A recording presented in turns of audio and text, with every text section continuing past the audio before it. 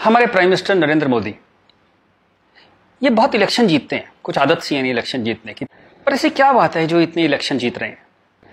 भक्त कहते हैं कि ये उनका करिश्मा है। हेटर्स को वैसे तो कुछ समझ ही नहीं आया आज तक कि वो क्यों इलेक्शन जीत रहे हैं, पर वो भी अपनी एक थ्योरी बताते हैं कि ये हिंदू मुस्लिम डिवाइड करते हैं, इस वजह से जीत रहे हैं। इस पर मैं आज अपनी बात आपसे कहना चाहता हूं। मेरा ये मानना है कि नरेंद्र मोदी नाम का कोई शख्स है ही नहीं, ऐसा कोई आदमी है ही नहीं। He is just a face to express a deep anguish.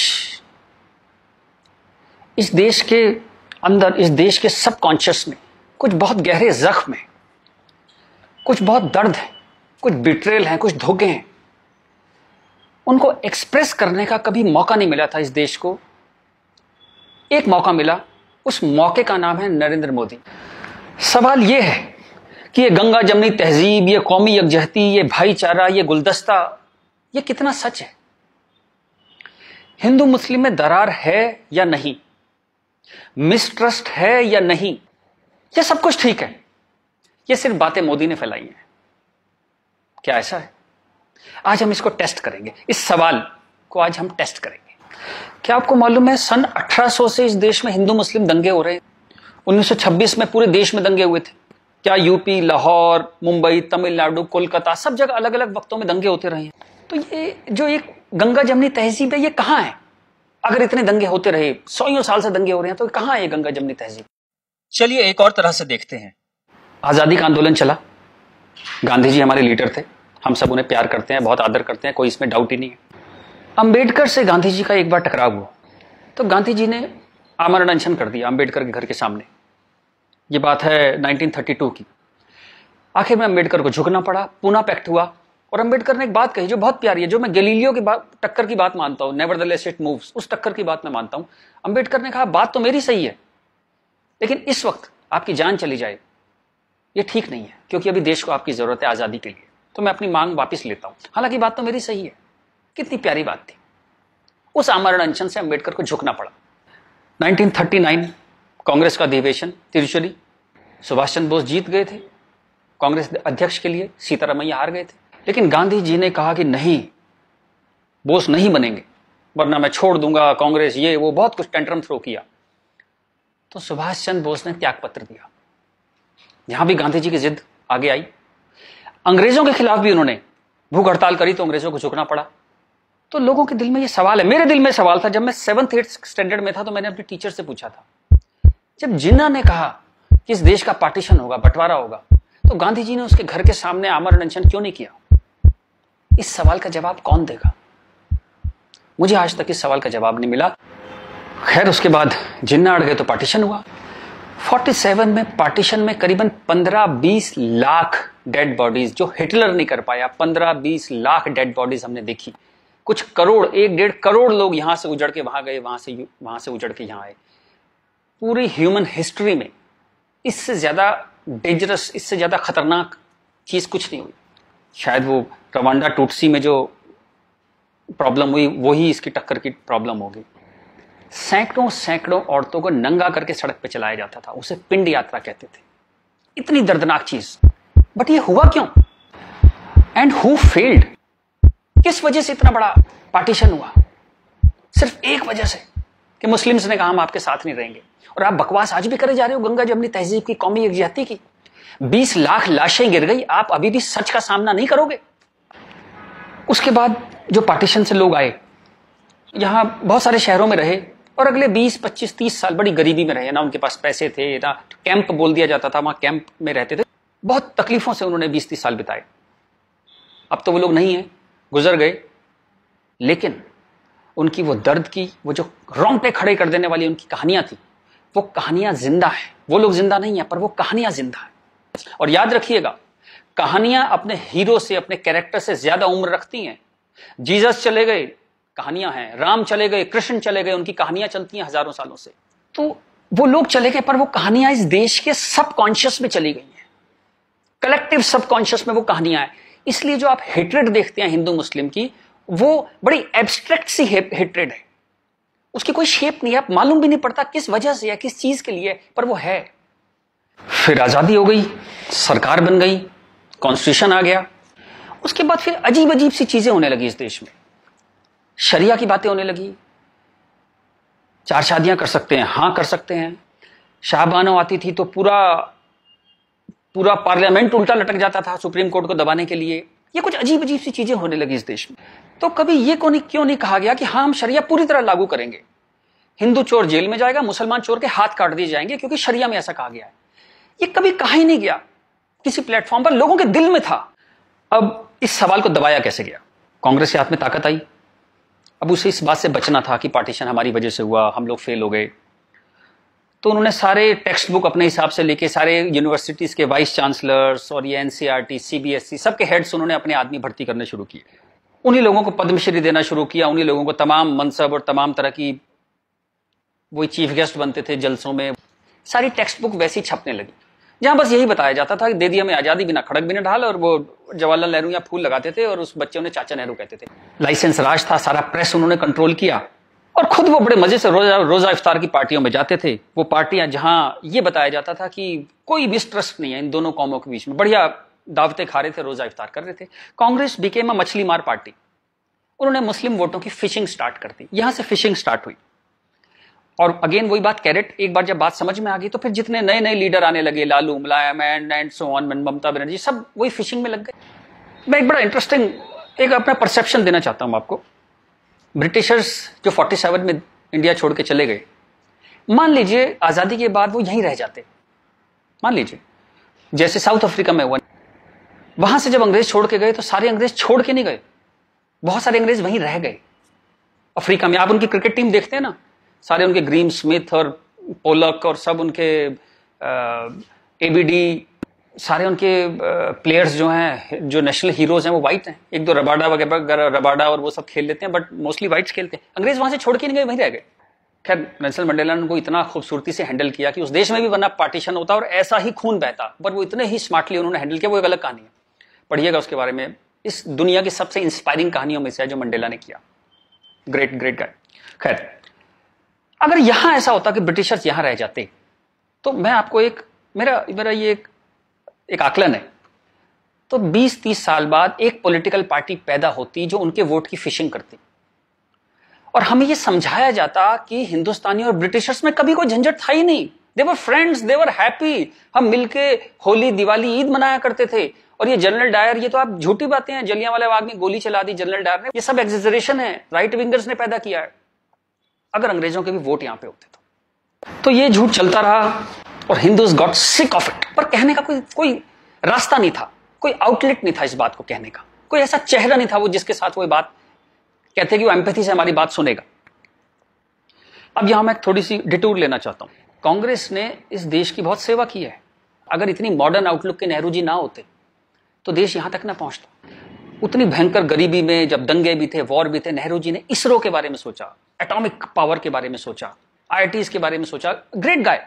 जो उनकी अच्छाइयां वो अच्छाइयां हैं, बट इसी के साथ जो गलतियां भी उन्होंने बहुत बड़ी करी। एक इतनी बड़ी चीज को, एलिफेंट इन द रूम जिसको बोलते हैं, डायनासोर आपके सामने खड़ा था, आप उसे एड्रेस, उसका सॉल्यूशन नहीं निकाल पाए। कम से कम हाँ तो कहते डायनासोर खड़ा है। और झूठ ऐसे ऐसे चलाए, जैसे कश्मीर के बारे में झूठ चलाया। 370 का तो कुछ हो नहीं सकता भाई। महाराजा हरि सिंह ने यही शर्त पे विलय किया था कश्मीर का, क्योंकि 370 उन्होंने तब किया, तो कुछ हो ही नहीं सकता इसका। अब पता लगा ये झूठ है, महाराजा हरि सिंह ने ऐसा कुछ साइन ही नहीं किया था। ये तो दलाल टाइप के लोगों ने 1.5 साल बाद, 1.25 साल बाद लाए 370, और अंबेडकर ने साफ साफ मना किया कि नहीं है ये 370 नहीं लगाऊंगा, इतनी खराब है ये। फिर भी लगा दिया आपने, जबरदस्ती ठोक दिया आपने। अब मैं अपनी बात पे वापस आता हूं कि नरेंद्र मोदी कोई आदमी है ही नहीं, ये वो खूंटी है जिस पे पूरे देश ने अपना ये जो बरसों का गुस्सा है, 50 साल का नहीं, 150-200 सालों का गुस्सा टांगना शुरू कर दिया उस खूंटी पे। डिस्कशंस स्टार्टेड हैपनिंग, गुस्से को एक जगह मिली, एंगर फाउंड अ वेंट। चलिए एक और बात करते हैं। मेरा मानना है कि हम लोग एक एहसान फरामोश कौम है। जी बिल्कुल ठीक सुना आपने, हम एहसान फरामोश लोग हैं। गुरु अर्जुन देव, गुरु तेग बहादुर, बंदा बहादुर, भाई मती दास, हकीकत राय, गुरु गोविंद सिंह, आपने नाम सुने, सिख गुरुज, उनके साथी। जब हिंदू कौम इस्लामिक रूलर से बहुत परेशान थी, फोर्स कन्वर्जन हो रहे थे, बहुत जुल्म हो रहे थे, जजिया वजिया बहुत चीजें थी। तो इन्होंने हिंदुओं को बचाने के लिए ये सब कुर्बानियां दी। किस गुरु को जिंदा जला दिया गया, किसको गर्म तवे पे भून दिया, बात समझ रहे हैं आप, जैसे सब्जी बनाते हैं आप, गर्म तवे पे जिंदा भून दिया, किसको आरे में से बीच में से काट दिया, किसको रुई से बांध के जला दिया, किसके बच्चों को दीवार में चिनवा दिया, किसके बच्चों के दिल निकाल के बाप के मुंह में ठूस दिए। ये सब कहानियां हमने पढ़ी। इनकी कविताएं हम स्टेज पे गाया करते थे जब हम छोटे थे। हकीकत हूं, हकीकत को हकीकत जब बताऊंगा, हूं एक लाखों को हकीकत मैं बनाऊंगा। इस सारे जुल्म को सहकर हिंदुओं में से एक वॉरियर कौम पैदा हुई, खालसा।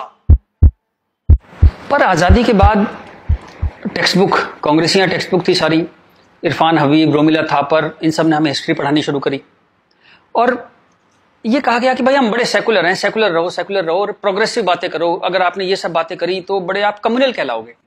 तो हम बड़े कंफ्यूज से हो गए कि क्या करें। तो कुछ समझ नहीं आया तो हमने सिखों पे जोक बनाने शुरू कर दिए। कल्पना कीजिए, हिंदुओं में से उठी हुई एक कौम जिसने इतने बलिदान दिए, आज हम उसके ऊपर चुटकुले बनाते हैं। बजाय उस कौम को सिर पे बिठाने के हम उस पर चुटकुले बनाने लगे। चलिए, ये वक्त भी देखा इस देश ने। यहां से प्रॉब्लम शुरू हुई। जिन मुस्लिम रूलर्स के हाथों, जिससे पूरे लंबे वक्त में वो जो हमने तकलीफें सही, जैसे ब्रिटिशर्स के हाथों सही, ब्रिटिशर्स चले गए, उन मुस्लिम लोगों के हाथों जो हमने इतनी तकलीफें सही, उनको आजादी के बाद हम कुछ एड्रेस ही नहीं कर पाए और कंफ्यूज हो गए कि ये सब जुल्म हुए भी थे या नहीं थे। ये गुरुओं ने जो इतनी बलिदान दिए थे, जो इतने सैकड़ों सालों से ये जो गुरुद्वारे बने हुए हैं, ये सच्चे हैं कि नहीं है, या ये मोदी ने बना दिए जाके चुप चुप के 200-300 साल पहले मोदी ने बना दिए। अंदर ही अंदर एक कैंसर है, इस गुस्से का एक कैंसर है जो इस देश को खाए जा रहा था कई सौ साल से। वो कैंसर पार्टीशन में दिखाई दिया। आपके 2 हाथ काटने पड़े, एक भारत एक पाकिस्तान बन गया, एक बांग्लादेश बन गया, 2 हाथ कट गए आपके अंदर इतना बड़ा कैंसर था। लेकिन आप क्या करते हैं, आप लिपस्टिक लगाते हैं, पाउडर लिपस्टिक लगा के आप कहते हैं भाई everything is well, all is well. चलिए इस प्रॉब्लम को एक और तरह से देखते हैं। तो ये भारत, पाकिस्तान, बांग्लादेश तीनों को मिला दें तो करीबन 50 करोड़ मुस्लिम लोग हैं यहाँ पे रहते हैं। ये कहां से आए? इतने मुस्लिम तो अरब में भी नहीं है, मिडिल ईस्ट में इतने मुस्लिम नहीं है। इस देश में पारसी भी आए, बुद्ध हैं, राजपूत हैं, सिख हैं, बहुत कौम है, ये क्यों नहीं हो गए 50 करोड़? इस क्वेश्चन का क्या आंसर है? फिर एक दलाल टाइप के जो लोग हैं उन्होंने एक नया नैरेटिव स्टार्ट किया। ये पिछले 25-30 साल से ज्यादा जोर पकड़ा इस नैरेटिव ने, 20-25 साल से, कि ये प्यार से कन्वर्ट हो गए। ये हिंदू ही थे, प्यार से कन्वर्ट हो गए। वेरी गुड, वाह। ये कहा गया सूफी संत आते थे, दरवेश फकीर वकीर आते थे और लोग प्यार से कन्वर्ट हो गए। मैं आपको एक एग्जांपल देता हूं। जैसे हमारा एक बहुत बड़ा देश था, ऐसे एक बहुत बड़ा देश था पर्शिया। वहां पारसी रहते थे और वो कलाओं में, ट्रेड में, एजुकेशन में बहुत ऊपर देश था। उसकी वो पूरी सिविलाइजेशन बहुत हाई पे थी। ये मिडिल एजेस की बात है। मुस्लिम्स का अटैक हुआ, करीबन 25-30 साल में एक भी पारसी जिंदा नहीं बचा। सारे देश छोड़ के भाग गए, मर गए, लूट, हत्या, बलात्कार। और 25-30 साल में एक नया इस्लामिक मुल्क बन गया। बाद में जिस मुल्क का नाम पड़ा ईरान। सारे पर्शियंस कहां गए? कुछ भाग के तो हिंदुस्तान भी आ गए थे। वो प्यार से कन्वर्ट हो गए। ऐसा प्यार इस दुनिया ने कई बार देखा है। अफ्रीका में, एशिया में ऐसा प्यार 25-30 कंट्रीज ने बर्दाश्त किया है और वो 25-30 कंट्री टोटल इस्लामिक बन गए। और लेटेस्ट कश्मीर, जब वहां से 3 लाख 4 लाख हिंदू भगाए गए तो वो प्यार से भागे वहां से और पूरा कश्मीर इस्लामिक हो गया। Make no mistake, it's a caliphate. जो बगदादी करता है खलीफा जो अपना साम्राज्य बनाता है जहां सिर्फ मुस्लिम होते हैं और अगर गैर मुस्लिम है तो उन्हें डिम्मी बन के रहना पड़ेगा, खत्म होकर रहना पड़ेगा, वो कैलिफेट है इस्लाम की। इस वक्त कश्मीर में, हिंदुस्तान में कैलिफेट है। 1921 में मालाबार में दंगा हुआ था, वहां भी कैलिफेट बनाने की कोशिश की गई थी। कुछ 50,000 या 1 लाख हिंदुओं को बाहर निकाल दिया था वहां से, फोर्स्ड कन्वर्जन किया था, तो तब नहीं बना पाए। लेकिन आज कश्मीर में कैलिफेट है, ध्यान रखिएगा। ये आपकी गुलदस्ता और कश्मीरियत, जमहूरियत, इंसानियत सबके बीच में एक कैलिफेट बन गई। लेकिन आप कहते हैं कुछ हुआ ही नहीं है। और जब ये 3-4 लाख हिंदू वहां से भगाए गए 1 महीने के अंदर, तब कॉन्स्टिट्यूशन सो रहा था, इंटेलेक्चुअल सेमिनार कर रहे थे, गंगा जमनी तहजीब पे सेमिनार कर रहे थे और इस तरह की तमाम रोजा इफ्तार की दावतें चल रही थी। Happy, everybody was happy. और जो पूरी तरह इस्लामिक नहीं बना, उसके टुकड़े हुए, जैसे हिंदुस्तान के टुकड़े हुए, सूडान के टुकड़े हुए और आपकी और हमारी जिंदगी में, हमारे लाइफ टाइम में स्वीडन का टुकड़े होंगे। आज से 15-20 साल के अंदर स्वीडन टूट जाएगा। ये एक प्रोसेस है जो पूरी दुनिया में चल रहा है। आप या तो बहुत भोले हैं, देखते ही नहीं, या आप इतने मूर्ख हैं कि दुनिया में क्या हो रहा है आपने कभी देखा ही नहीं, या आप झूठे हैं, या आप दलाल हैं। अगर आप इस पूरे प्रोसेस को मना करते हैं कि नहीं नहीं ऐसा कुछ नहीं था, यहां तो बड़ी गंगा जमनी तहजीब थी, आप इन सब में से एक हैं, या हो सकता है सब कुछ हो। चलिए मैं आपके साथ एक एक्सरसाइज करता हूं।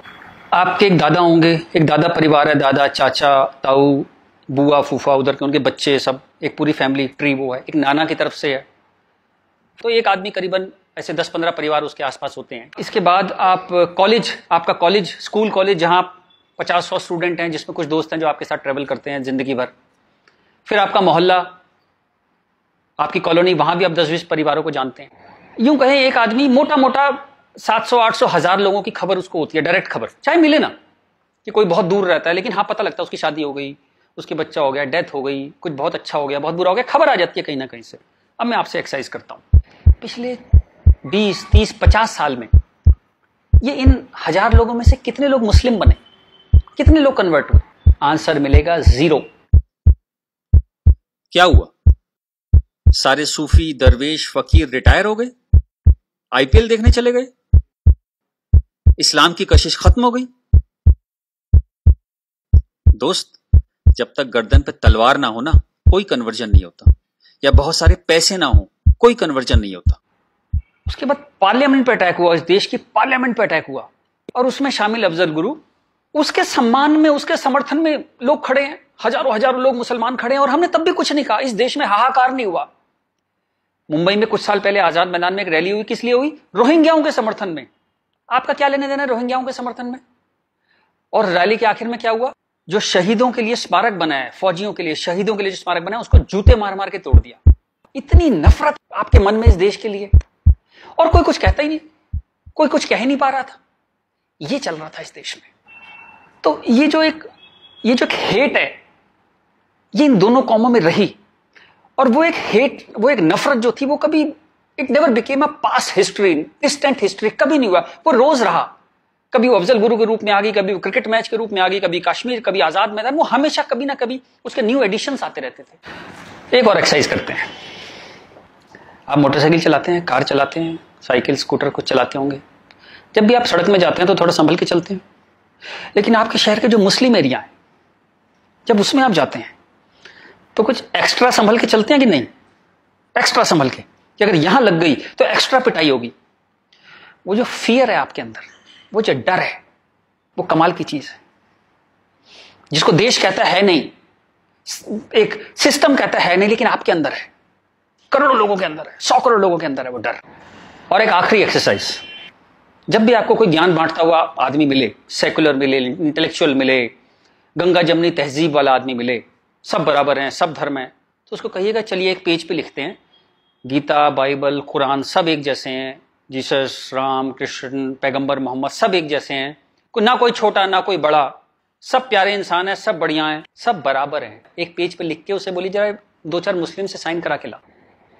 ऐसी ची की आवाज आएगी उस इंटेलेक्चुअल की, आपके पास जिंदगी में दोबारा नहीं आएगा। वो एक मुसलमान के साइन नहीं करा सकता इस बात पे।